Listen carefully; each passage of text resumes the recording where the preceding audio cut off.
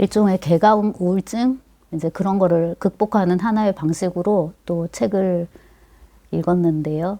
그 책에 대한 내용을 짧게 공유하고자 합니다. 이 책의 제목은 시간의 이빨인데, 이것은 제가 이제 어떤 분이 댓글을 달아줘가지고 그 기억이 완전히 떠올랐는데, 이동진의 파이아키아에서 이동진이 겨울서점을 초대를 합니다. 겨울서점은 그 겨울서점 유튜브 운영자인데요. 이동진의 파이아키아, 그게 이제 공간이잖아요. 책이 다 꽂혀 있는 공간인데 그거를 겨울서점과 같이 이렇게 쭉쭉 둘러봅니다. 그러면서 이쪽에는 뭐가 꽂혀 있고 이쪽에 뭐가 꽂혀 있고 책을 쭉 소개하는 와중에 이런 책을 제가 되게 감명 깊게 읽었습니다라고 이동진이 소개를 해요. 그 중에 하나가 이제 시간의 이빨이었는데, 제가 그 콘텐츠는 진짜 눈을 떼지 않고 그대로 다 봤거든요. 여러 가지 점에서 되게 감동을 했는데, 아무튼 이제 어지간하면 저도 책의 존재 자체는 아는데 이 책은 존재 자체를 모르는 책이었는데, 시간의 이빨이란 제목이 너무 인상적이어가지고 표지도 뭔가 너무 우중충하고 칙칙해가지고 약간 무섭기도 하고, 그래서 궁금증이 생겨갖고 샀는데 절판이 돼가지고요, 품절이 돼가지고 중고서점을 통해 갖고 아마 제값보다, 그러니까 여기 적혀 있는 정가보다 더 비싸게 산 것 같습니다. 여하튼 이제 책을 한번 읽고 좀 감흥이 있는 상태로 접어두었는데, 그랬다가 이번에 다시 이제 펼쳤습니다. 펼친 이유는 뭐냐면, 말씀드렸듯이 이 시간의 이빨이란 표현 자체가 너무 강렬하고요. 여기 이제 책에 나오는 그 표현을 쓰자면은 입이라는 게 되게 무서운 거예요. 입이라는 게. 여기 이제 이빨이 있는데 이 이빨에게 입이 그렇게 좋은 공간이 아니라는 거죠. 이 세균도 들끓고, 그 이빨은 왜 있는 거죠? 근데 모든 동물이 다 이빨이 있지는 않아요. 이제 우리 같은 동물요, 이 포유동물이랑 그 다음에 절지동물, 이런 동물들이 이빨을 가지면서 음식을 굉장히 정력적으로 왕성하게 섭취하게 되잖아요. 그래서 이제 이걸 에너지로 이렇게 만들게 되죠. 그래서 이렇게 이빨은 ဃ갉아먹고, 설치류도 그렇고요. 그 다음에 이제 이렇게 뜯어먹고 하는 굉장히 강력한 어떤 기관인데, 갉아먹고 뜯어먹고 갉아먹는다. 또 뭐가 이렇게 갉아먹을 수 있죠? 이 책에 이제 예를 드는 게 양심인데, 우리가 양심의 가책을 느끼다 이런 표현 쓰잖아요. 네덜란드어도 똑같은가 봐요. 아무튼 그래서 이제 그런 것들이 있는데, 근데 이제 엽기적인 이빨이 하나가 더 있다. 그게 뭐냐면 이제 시간의 이빨이라는 거죠. 근데 그 일종의 말장난인데, 시간의 이빨은 사실은 사기다. 그것은 존재하지 않는다. 왜냐하면 묵은지기 이빨이라는 건 씹어야 되고 뭐 갉아야 되고 물어야 되고 뜯어야 되고 하는 그런 기능이 있어야 되는데, 시간의 이빨이라는 거는 아무것도 하지 않는 거예요. 그냥 흐르는 거예요. 흐르면서 뭡니까? 모든 거를 다 없애버리는 어마어마한 그런 이제 기능을 한단 말이에요. 그래서 그 시간의 이빨에 대해서 이제 이렇게 쓰는데, 제가 좀 전에 이제 말씀을 드렸다시피 이 사람이 문체가 이렇습니다. 되게 궤변문자 같아요. 궤변인데 근데 이제 자꾸만 집중하게 되는 어떤 측면이 있어가지고 제가 이 책을 이제 2번을 읽은 게 돼버렸는데, 그 저자 이름이 너무 안 외워져요. 미다스 데커스인데 이 사람은 네덜란드 사람입니다. 그래서 네덜란드어를 알고 좀 어까지는 모르더라도 문화에 대해서 좀 많이 알고 있으면 더 많은 것을 얻었을 것이라 생각이 되는데, 이제 그렇지가 못한 게 조금 아쉽고요. 이 네덜란드 사람 하면, 우리가 이제 네덜란드 학자 하면 제일 먼저 떠오르는 이름은 호이징가. 옛날 발음으로 호이징가고 요즘은 하위징아 이렇게 이제 표현을 하던데요. 중세의 가을, 호모 루덴스 이런 책이 있습니다. 근데 이제 중세의 가을을 제가 그 죽음의 무도, 당스 마카브르, 죽음의 무도와 관련해서 좀 찾아봤었거든요. 작년쯤에. 어쩌면 그 연장선상에서 이거를 읽어도 될 것 같아요. 네덜란드 학자이니까요. 근데 이제 차이가, 이 사람은 생물학이 전공이다 보니까 인간의 탄생, 성장, 죽음을 생물 전반의 탄생과 성장과 죽음의 맥락에서 그냥 같이 보는 거예요. 요컨대 지금 뭐 이제 개나리가 좀 있으면 피겠죠. 산수유가 먼저 피고 민들레도 필 거예요. 그런 식의 이제 생물. 그 다음에 이제 식물이죠. 그 다음에 이제 동물. 뭐 배추 흰나비가 알을 낳고 이렇게 애벌레로 1령, 2령, 3령, 4령 이렇게 겪다가 뭐 번데기가 되고 나비가 되고 죽고 하는 그거나, 우리가 태어나가지고 쭉 자라다가 유충이라고 표현을 하더라고. 인간도 유충 시기를 겪는 동물인데 어쩌고 저쩌고 이렇게 표현을 하는데 우리는 이제 유충하고 성충이 크게 차이가 없는 그런 동물 중에 하나예요. 예컨대 나비 같으면 애벌레 모습을 하고 있다가 완전히 달라지잖아요. 우리는 유충과 성충이 비슷해요. 머리도 있고 뭐 팔다리 있고 직립하고 이제 이렇게 되는 죠. 비율이 조금 달라지긴 하지만은 이런 문제를 인간의 이런 성장과 노화와 죽음의 문제를 전체 이제 생물학적인 그림 속에서 보면은 이것은 아무것도 아닌 게 돼버리는 거죠. 그러니까 이런 쪽으로 제일 유명한 책은 당연히 이제 그 리처드 도킨스의 이기적 유전자일 건데 이 시간의 이빨이 주목하는 거는 뭐냐면 죽음이에요. 죽음. 그래서 여기 읽으면서 굉장히 멋진 문장이라고 생각을 했는데 계속 없다가 잠깐 있다가 다시 계속 없다. 다시 계속 없어지는 쪽으로 가는 거예요. 원래 이제 김연경은 원래 없던 건데 1975년 1월 5일에 태어난 거예요. 잠시 있는 거죠. 거대한 시간 속에서 보면. 그리고 이제 언젠가는 아무것도 하지 않는 것 같은 이 시간의 이빨에 의해서 이렇게 갉아 먹히는 거죠. 없어지는 거예요. 그게 오늘이 될 수도 있을 거예요. 그런 식으로 되면 이제 김연경은 영원히 없는 쪽으로 이제 가는 거예요. 기나긴 이제 그 여정이 있는데요. 그 여정 중에서 이 사람이 관심을 갖는 거는 태어나서 자라는 순간보다는 적정 순간까지 갔죠. 자랐어요. 자라고 내려가는 과정, 늙어가고 죽어가고 궁극의 죽음에 이르고 그 다음에 이제 이 책의 어느 첩터에 나오는 표현대로 죽는 게 끝이 아니다. 사망하는 순간 비로소 사망의 작업이 시작된다. 뭔 말이냐면 죽잖아요. 우리가 죽으면 썩어야 되잖아요. 이른바 먼지와 재로 돌아가는 과정이 너무나도 힘드는 거예요. 그래서 그 초등 생물책에도 보니까 그런 게 나오던데 생태계를 구성하는 여러 요소들이 있는데 생물학적 요소, 생명적 요소가 있고 비생명적 요소가 있거든요. 비생물적 요소는 물, 흙, 땅 저런 거예요. 흙 이런 거고요. 그 다음에 이제 생물적 요소 중에 식물하고 동물이 있단 말이에요. 생산자하고 소비자가 있어요. 더한 게 뭐냐면 분해자라는 거를 상정을 하더라고요. 이게 썩어야 되거든요. 요컨대 이제 그건 사람이든 동물이든 똑같은데 죽으면은 완전히 이제 자연으로 돌아가기 위해서 분해되는 해체되는 작업이 필요한데 거기서 이제 세균 같은 아주 작은 형태의 어떤 생명이 또한 작용을 하게 되고 여기서 이제 예를 두는 게 예컨대 이제 쥐 같은 건데 생쥐가 죽었다. 그럼 생쥐는 분해 속도가 너무너무 빨라가지고 마치 저것이 이 세상에 있었던 적이 없는 것 같은 그런 빠른 속도로 확 없어지는 거예요. 근데 그 분해를 일으키는 건 역시 생명이거든요. 사람이 죽어 있다. 그 이게 표지에 소표지에다 썼던데 사람이 죽은 얼굴이에요. 그러니까 시신의 얼굴인데 거기에 이런 이제 구더기 같은 게 이렇게 막 파고드는 거죠. 그게 도대체 어디서 왔을까요? 그러니까 이 죽자마자, 한 생명이 죽자마자 기똥차게 그 냄새를 맡고서 새로운 생명이 득달같이 달려와 알을 까고 그 알에서 엄청나게 빠른 속도로 애벌레가 나오고 구더기죠, 구더기. 그 징그러운 구더기가 나오고 그 구더기는 이제 태어나자마자 뭡니까? 하나밖에 생각이 없는 거죠. 먹고 자라야 된다는. 그래서 열심히 먹어가지고 엄청나게 자라게 되는 거예요. 그 와중에 이제 이 시신은 썩어 이제 문드러지게 되는데 이 생명체가 자라는 과정이 정말 놀랍다. 여기 이제 예로 드는 게 애벌레인데요. 애벌레는 이건 뭐 아무것도 없는 거예요. 아무것도 없이 입만 있고요. 안에 내장기관만 있대요. 열심히 뜯어 먹으면서 자기 몸을 키우는 이제 그 작업을 하는 거죠. 근데 이건 이제 생물의 원칙이니까, 생명의 원칙이니까 그 유전자, 이기적인 유전자에 덜 잘 표현이 되어 있는데 그거를 이제 유시민이 요약을 되게 잘하는데요. 태어난 생명체에게 주어지는 과제는 세 가지.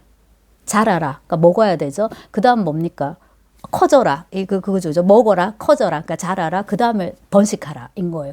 여기 이제 똑같은 거죠. 번식까지 다 하고. 그러면 이제 성체가 된 이후의 과정은 어떻게 되는가? 늙어서 이제 죽어가는 과정인데 그게 이제 굉장히 힘든 부분 중에 하나고 만약에 유충인 상태로 죽거나 늙음의 상태가 오래 지속되지 않고 죽는 동물이라면 큰 문제가 없을 거예요. 우리 인간도 옛날에는 그랬죠. 이거를 이제 그 유발 하라리가 책에서 되게 이제 재밌게 잘 썼었는데 옛날에는 자기 명대로 살지 않는 거예요. 대부분 이제 병에 걸려 죽거나 사냥하다가 죽거나 사고로 죽거나 먹혀 죽거나 잡혀 죽거나 이렇게 많이 죽고 아주 우리 문명 시대로 온 다음에도 전쟁이 워낙 많았기 때문에 전쟁 때 죽는 경우가 또한 되게 많았고요. 근데 이제 요즘은 반대가 돼가지고 아주 재수가 없으면은 어려서 혹은 젊어서 죽고 대부분의 경우에는 이제 늙어서 죽게 되는데요. 이번 학기에 지금 일주일 지났지만 저의 개강 우울을 굉장히 이렇게 부추기는 것 중에 하나가 이 늙음이라는 건데요. 네, 군복 입은 청년들을 보고서 쟤들이 정말 너무 젊고 앳되다 이렇게 느껴지면 너는 진짜 늙은 거라고 하는데, 제가 지금 제곱, 세제곱, 네제곱으로 늙었다는 걸 느끼는 게 이제 그런 군인들, 그 다음에 이제 젊은 그 청년들 이렇게 일하는 모습 볼 때, 아, 나는 되게 나이가 많구나라는 걸 이제 느끼게 되는데, 지금 우리가 살아있기 때문에 이 늙음과 그에 대한 부수적인 문제가 굉장히 이제 크다는 거, 그거를 이제 사회학적으로 살펴본 게 시몬느 드 보바르의 노년이란 책이었는데요. 제가 짧게 여기서 얘기를 했습니다. 이 책에서 언급이 되더라고요. 근데 이제 그거를 다른 관점에서, 생물학적 관점에서 이제 한번 살펴보는 거거든요.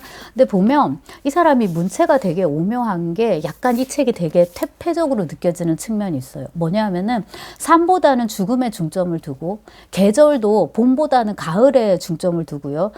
그 다음에 건물, 웅장한 건물이 있잖아요. 그럼 그 건물 자체, 그 다음에 그 건물 자체가 아주 그 제대로 힘을 발휘했던 어떤 전성기, 절정기에 중점을 두는 게 아니라, 한 파고가 휩쓸고 가서 건물이 다 망가졌어요. 그럼 뭐가 있습니까? 폐허가 남는 거죠. 폐허. 그 폐허에 또 방점을 두고요. 맛있는 음식에 중점을 두는 게 아니라 그것에 이제 배설물인 똥에 집중을 합니다. 자, 이 부분도 되게 인상적이에요. 여기 책에 나오는 이제 표현인데요. 사람이 술도 끊을 수 있고 담배도 끊을 수 있고 뭐 마약도 끊을 수 있지만 똥 누는 걸 끊은 적은 없다. 끊을 수는 없다. 똥 누는 걸 끊는 걸 본 적이 없다. 그런 사람을 본 적이 없다. 아, 당연하죠. 그 다음에 우리는 배설이라든지 똥오줌 이런 걸 되게 더럽게 생각하고 되게 금기시하지만은 사실 솔직히 화장실 가서 우리가 맛보는 그 배변의 쾌감이라는 얼마나 이제 크냔 말이에요. 도대체 똥오줌, 특히 똥이 왜 이렇게 큰 만족감을 주는가? 그것은 바로 이 책에 나오는 표현을 쓰자면 창조이기 때문이다. 왜 배설이 창조지? 어젯밤에 누워갖고 계속 생각을 해봤는데, 제가 만약에 음식을 먹어요. 음식을 먹으면 이게 지금 사과든 뭐 스테이크든 제가 사과를 파괴하는 거예요. 맞죠? 우거우거 씹어갖고 내가 이제 에너지를 섭취하잖아요. 사과는 파괴돼요. 주스를 쭉 마신다. 커피를 한 잔 마신다. 커피나 주스는 다 파괴되는 거예요. 물론 이제 내 몸으로 들어가서 어떤 새로운 생성에 기여한다고는 할 수 있겠죠.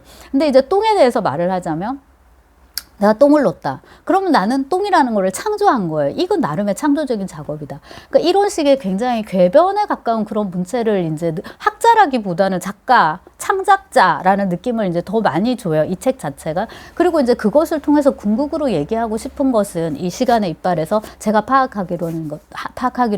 삶과 죽음은 항상 맞물려 있는 것이고요. 그 아까 시신을 뜯어 먹으면서 자라는 어떤 구더기들처럼 한쪽에서 이렇게 부패가 진행되지만 그와 동시에 같은 공간에서 생산, 성장 이런 것들이 이루어진다. 그거에서 이제 어떤 아름다움을 느끼는 거죠. 그래서 그 중세의 가을에서 하이징하가 얘기하는 것처럼 어떤 슬픔의 성스러운 기쁨, 뭐 이런 것들, 슬픔의 성스러운 기쁨, 성스러운 어떤 기쁨, 그런 것들을, 성스러운 슬픔, 그런 것들을 느낄 수 있을 것도 같아요. 그래서 되게 오묘한 책이라는 생각이 들고, 조금 더 보편적으로 많이 읽히기에는 이제 말씀드렸듯이 문체가 좀 너무 특이해가지고, 문체가 특이하다는 건 뭐냐면 사실 작가 생각이 꼬름하다는 거를 의미하기 때문에, 확실히 영미권 학자들하고는 다른 어떤 그런 유럽 작가 특유의, 유럽 학자 특유의 그런 우수 같은 게 느껴지는 그런 책이고, 그게 이제 이 책의 매력인 것 같고요. 이거를 보다 더 이제 간결하고 깔끔하게 우리가 접수를 하려면 당연히 이제 리처드 도킨스 같은 사람의 책들, 뭐 이기적인 유전자 그런 걸 보면 될 거예요. 근데 이제 유럽이고, 게다가 이제 네덜란드면은 아주 북유럽은 아니지만은 저 노르웨이, 스웨덴, 핀란드, 덴마크, 키에르케고르라든지 이런 음습한 어떤 기운들 있잖아요. 그런 게 이제 느껴집니다. 여러분 목차를 한번 보시면요. 목차부터가 삶의 사다리, 낭만적 폐허, 위대한 파괴, 새 것처럼 근사한 오래된 것, 오래된 씨앗, 시간의 이빨, 먼지와 재, 기념품, 영원한 삶, 몰락인가 아니면 완성인가, 이제 이런 식의 제목들입니다. 삶의 사다리는 뭐냐면은 The Stairway of Life인가 해가지고, 이 근대 이전에는 사람들이 이런 거를 걸어놨대요. 거실에다가. 이게 이제 근대에 오면서 없어진 건데, 삶의 사다리인데요. 이렇게 올라가는 거예요. 아이에서 이제 어린이, 청소년을 거쳐서 성년이 됐죠. 그 다음엔 이제 장년, 중년, 노년 해서 이제 내려가서 이제 죽는 거죠. 그래서 이게 그 중세의 죽음의 무도라든지, 그 다음에 그 바로크 시대인가요? 바니타스 풍경화 있잖아요. 항상 이렇게 꽃도 있고 멋도 있고 되게 있는데, 거기에 항상 죽음을 나타내는 지표들을 갖다 둡니다. 해골이 아주 대표적이에요. 그런 이제 바니타스 풍경화 같은 거하고 이제 비슷한 건데요. 요 삶의 요 계단도, 삶의 이제 그 여정도를 근대로 오면서 이제 치워버리는데, 그 근대라는 거는 생각해 보면은 젊음의 속도전이거든요. 모든 게 다 빨리빨리 움직여요. 과학기술이 발달하면서 뭐든지 단시간 내에 많이 생산을 해야 되는데, 그건 이제 젊음인 거죠. 근데 이제 늙고 병들고 뭐 다 기능들이 떨어지면은 이런 것들은 이 사회에서, 이런 세계에서 살아남기가 힘든 거예요. 그럼 저것들을 어떻게 해야 되죠? 그러니까 40세 이후는 뭐 다 죽인다. 50세 이후에는 다 죽인다. 걷지 못하면 죽인다. 대소변을 혼자 못 가리면 죽인다. 이럴 수는 없잖아요. 근데 이제 보기는 찝찝하니까는 다 눈에서 이제 치워버리는 거예요. 그래서 이 삶의 여정도라는 거를 근대 이후에는 거실에서 이제 싹 한편으로는 걷어버리는 거죠. 그런 식의 이제 시기가 오는데, 그것을 이제 치웠다고 해서 그게 아주 없어지는 건 아닌 거잖아요. 그게 이제 사실 참 골치가 되는 거고, 지금 이제 우리가 고민하는 안락사라고도 안 하죠. 요즘은 존엄사라든지 이런 것들의 이제 문제와 또 맞물리기도 하고요. 사회적인 것들로. 근데 이 책은 사회적인 것들에 대해서 그렇게 고민하지 않아요. 그냥 이제 이런 현상을 생물학적으로라기보단 제가 볼 땐 되게 철학적인데 그렇게 이제 짚어가는 거죠. 그래서 이제 모든 것들의 딜레마는 사실 어디서 비롯되냐면 여기 이제 9장인데요. 영원한 삶. 사실 우리가 이렇게 태어난 모든 존재가 죽는 건 너무 당연하고, 그것에서 인간은 당연히 예외가 될 수 없는데, 그 어떤 동물도 뒤돌아보지 않는데, 죽으면 그냥 죽는 거예요. 그걸 뒤돌아보지 않는데 우리 인간만 이거를 못 놓는 거죠. 더 오래 살고 싶어 하고, 그 다음에 죽었을 때 사랑하는 사람이나 가까운 사람이나 혹은 위대한 사람이 죽었을 때 그냥 보내지 못하고 그것을 계속 이렇게 붙들고 있는 거예요. 그거에 이제 그 역사적인 어떤 양상으로 그 미이라가 이집트가 유명한데, 저 칠레에도 그런 게 발견된다고 하대요. 굉장히 잘 만들어 놨대요. 그 다음에 이제 여기 기념품이라는 챕터가 있는데, 각종 이런 기념품들, 이거는 이제 원래는 전리품의 적이었는데 내가 적을 얼마나 많이 죽였냐, 그럼 뭐 코를 잘라온다든지 썩지 않게 소금에 절여가지고요. 근데 이제 거기서 발전한 여러 그 자연사 박물관에 전시되어 있는 그런 것들 있죠. 저도 어릴 때는 아니고 대학원 때 그 쿤스트 카메라 페테르부르크에 있는 자연사 박물관을 가서 보고 굉장히 막 되게 막 뒤집어진 적이 있는데, 뭐 거기에 뭐 그런 거 있는 거죠. 여러 가지 뭐 이런 사산한 쌍둥이 이런 거를 이렇게 포르말린인 거죠. 그게 이런 병에 이렇게 넣어가지고 이렇게 이제 보여주고 이렇게 하는데, 그런 것들에 대해서도 이제 살피고, 그 다음에 이제 우리가 알고 있는 제러미 벤덤 얘기가 여기 나오는데, 벤덤이 아시다시피 그 공리주의자인 거잖아요. 공리주의의 창시자인데 자기의 시신조차도 유용하게 하기 위해서 이제 그거를 기부를 한단 말이에요.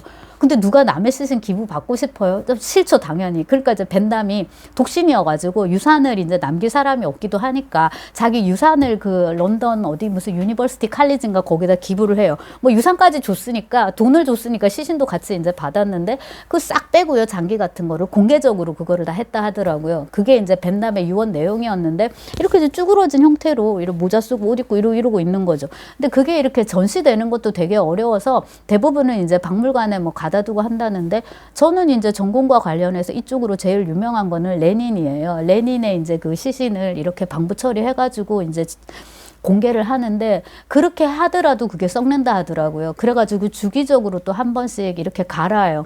소독을 이제 하고 하는 작업이 있는데, 과연 이제 이런 게 필요한가 하는 이제 생각을 하게 되고요.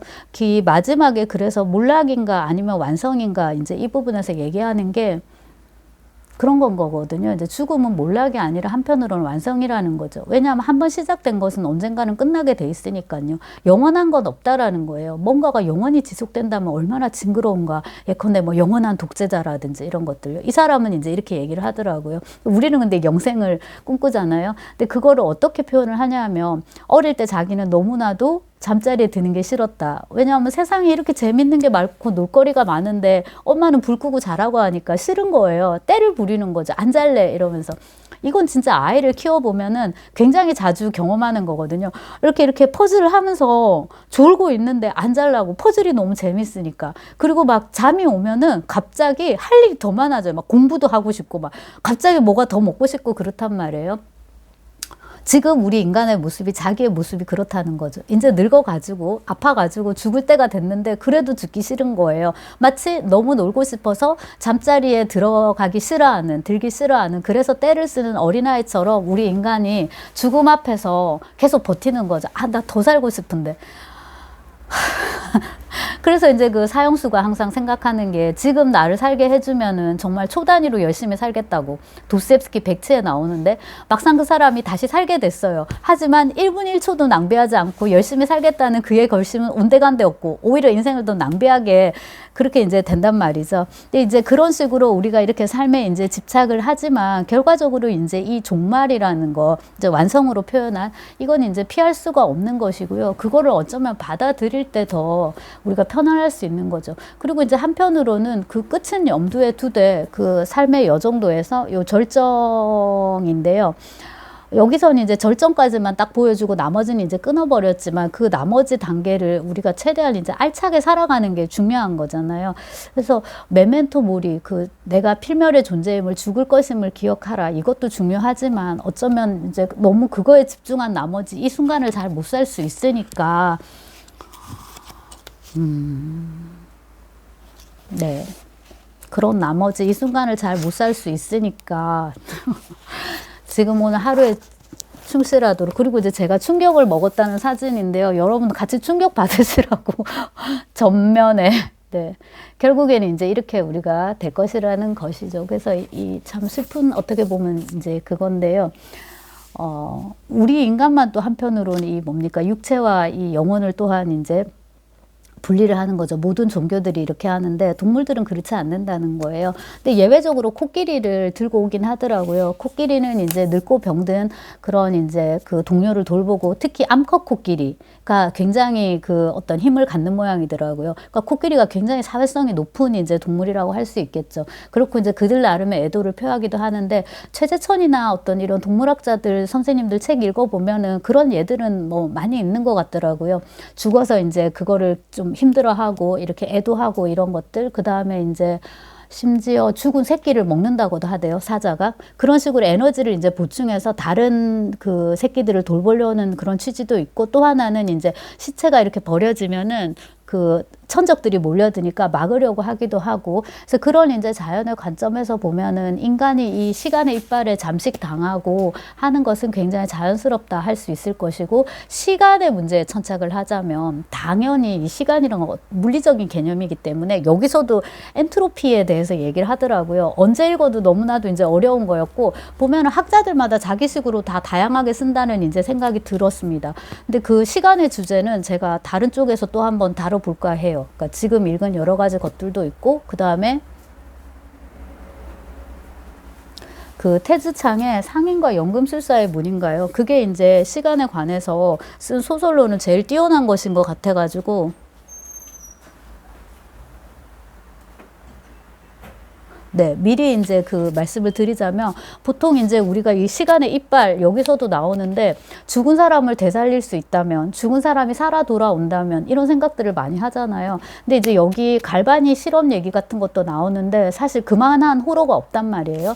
그 다음에 이제 그 시간을 뒤로 가는 거, 그런 식의 이제 서사에서 보통 다 얘기되는 게 뭐냐면, 비극을 희극으로 돌리기 위해서 그 어려운 이제 과정을 거치는 거잖아요. 근데 그 테드창의 상인과 연금술사의 문, 지금 제목이 맞는지 헷갈리는데, 아무튼 그 소설에서 가장 인상적이었던 것은 시간을 되돌리지 못한다고 해도, 혹은 시간을 되돌렸어요. 그 자리로 갔는데 원래 비극이었던 그 사건을 되돌리지 못하는 거예요. 아내가 죽는 것을 막을 수 없었던 거예요. 그렇다고 해서 그것이 항상 비극인 건 아니다라는 게 뭔가 굉장히 따뜻하게 위안이 됐거든요. 그래서 그것은 이제 시간의 주제하고 다시 다뤄볼 것이고, 같이 이건 이제 시간보다는 어쩌면 늙음이라든지 죽음 이런 것들에 대한 이제 얘기인데요. 사실 생물만 죽는 게 아니거든요. 여기 그 낭만적 폐허라고 썼듯이 모든 물건들도 다 이제 낡아가는 것이기 때문에 생명이라면, 생명체라면, 생물이라면 더할 나위 없을 것입니다. 그래서 여러분들이 아마 읽기는 힘들 것이고요. 그렇기에 제가 더더욱 한 번 더 이제 얘기를 해봤습니다. 시간의 이빨이었습니다.